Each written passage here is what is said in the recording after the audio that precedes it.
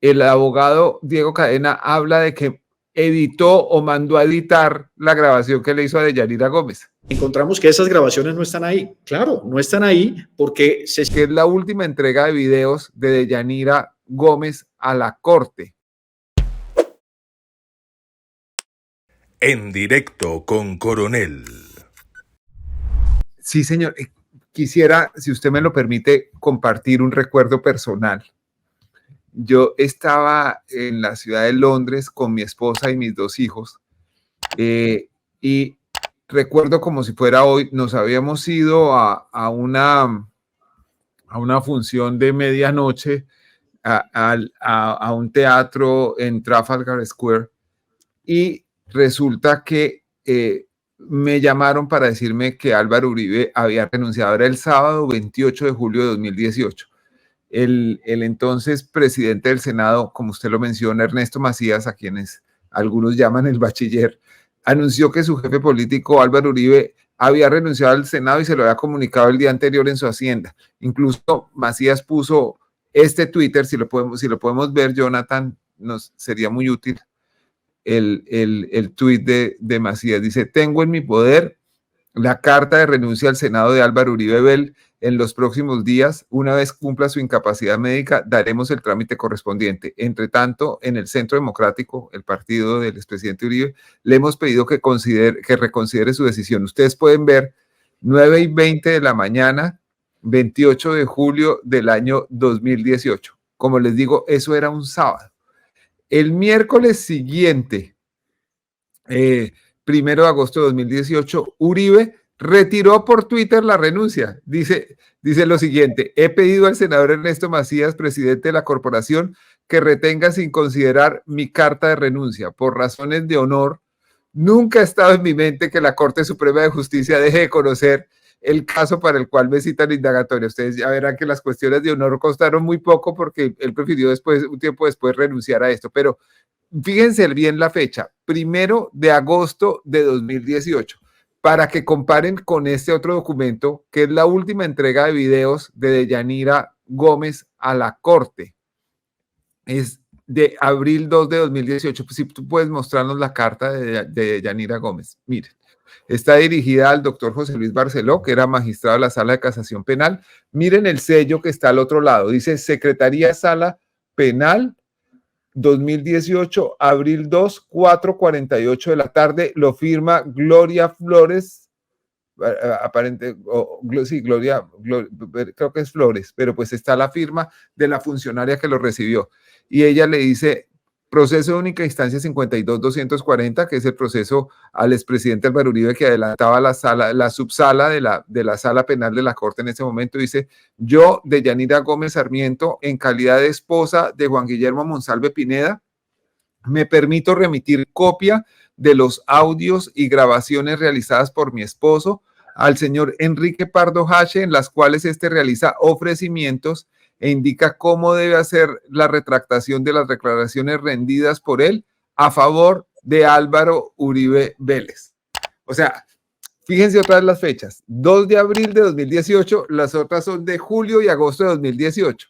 Luego, lo que pasa ahí no es que se hubiera alterado la grabación, sino que es posterior a la entrega que se hizo a la Corte Suprema de Justicia. Doctor del Río, ¿de dónde sale la tesis de que lo importante no es el contenido, es decir, las grabaciones, sino el aparato con el que fueron grabadas? Claro, es que mire lo siguiente, y usted ha puesto unas fechas que me parecen importantes, Daniel, que trata de establecer la defensa, que entre otras cosas es un llamado a engaño también a la Administración de Justicia. Ellos hacen la siguiente valoración: se entregó una información a la Corte con base en un elemento material probatorio que era el reloj y la micro SD que llevaba incluida. Y ahora que hacemos el estudio de la micro SD, encontramos que esas grabaciones no están ahí. Claro, no están ahí porque se siguió haciendo uso del aparato. Y sobre el aparato, es decir, sobre los relojes, no hay ninguna particularidad. Y yo le ponía de ejemplo el tema que había ocurrido también hace un par de años con relación al teléfono sobre el cual se entrega la evidencia probatoria inicial con que arranca este caso. Y es que en su momento la defensa del senador Iván Cepeda hace entrega a la Corte de unas conversaciones entre Juan Guillermo Monsalve y la defensa de Iván Cepeda. Se hace entrega, se saca la información y después de un tiempo la defensa exige que le pongan de presente el teléfono sobre el cual se hizo esa captura de los chats. Y para esa época, ya 2 años después, ya no se tenía la información en el teléfono porque creo que había tenido un problema el teléfono del senador Iván Cepeda. Pero es exactamente lo mismo. No se le puede pedir hoy a Deyanira Gómez que hiciera una cadena de custodia cuando el elemento material probatorio ya había sido entregado. De hecho, será tan importante esto, Daniel, que la Corte nunca pidió los relojes. La Corte simplemente le pidió a Deyanira la entrega de la información que había sido recolectada, pero no le dijo, entrégueme el reloj con el cual usted hizo la grabación, porque se sabe que desde el punto de vista de valoración, ese elemento material probatorio no es importante. ¿Qué trata de hacer la defensa de Uribe hoy? Decir, hicimos un análisis sobre los relojes y la micro SD y encontramos que hay otros videos. Pues claro, porque se siguió grabando con posterioridad, porque ya no se necesitaba el elemento material probatorio que ya había sido entregado a la Corte. Doctor Río, perdóneme una interrupción que me surge en este momento la curiosidad.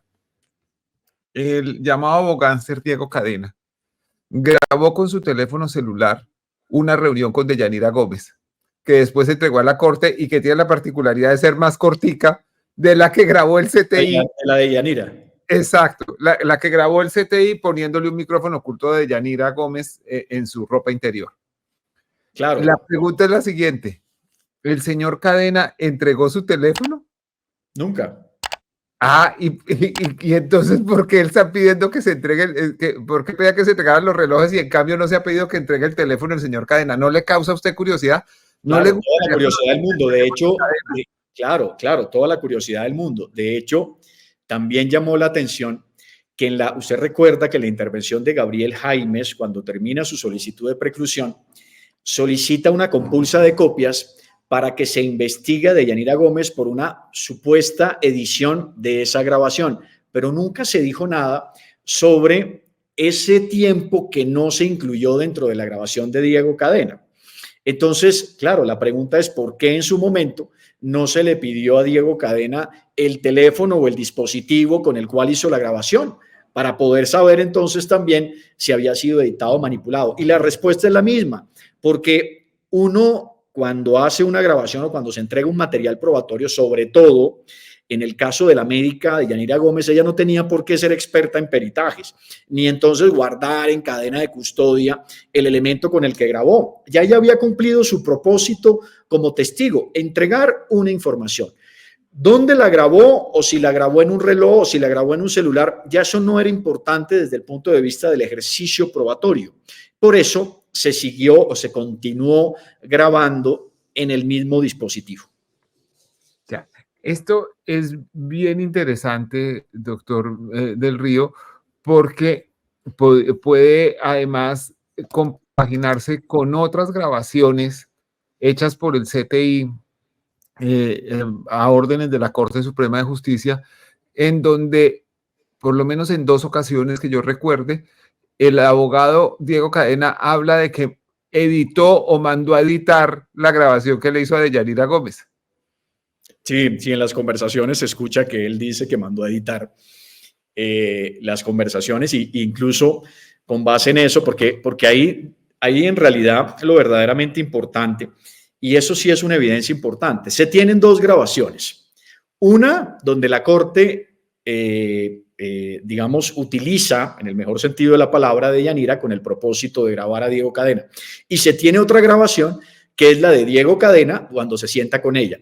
Si las 2 grabaciones, evidentemente la de la Corte no podía ser editada porque simplemente ella tiene un cable, cuando termina la grabación ella nuevamente se dirige a donde los investigadores y retiran la grabación.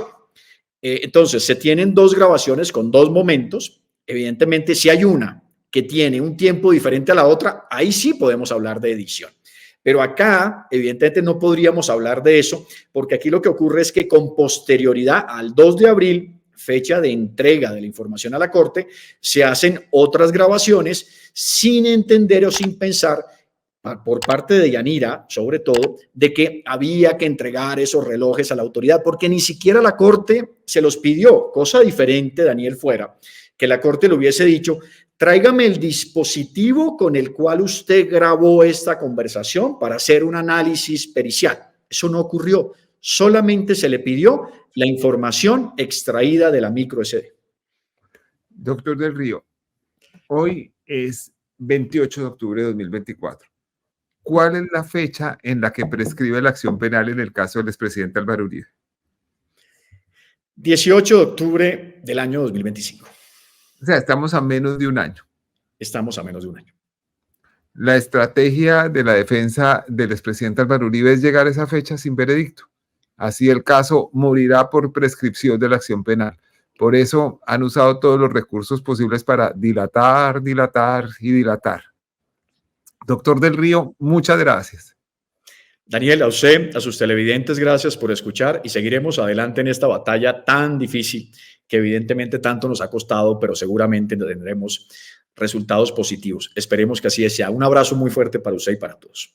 Mil gracias, doctor del Río. El jueves de esta semana, 31 de octubre, se reúne la audiencia preparatoria nuevamente al caso del señor expresidente Álvaro Uribe, acusado por la Comisión de Delitos de Soborno, de testigos en actuación penal, soborno y fraude procesal.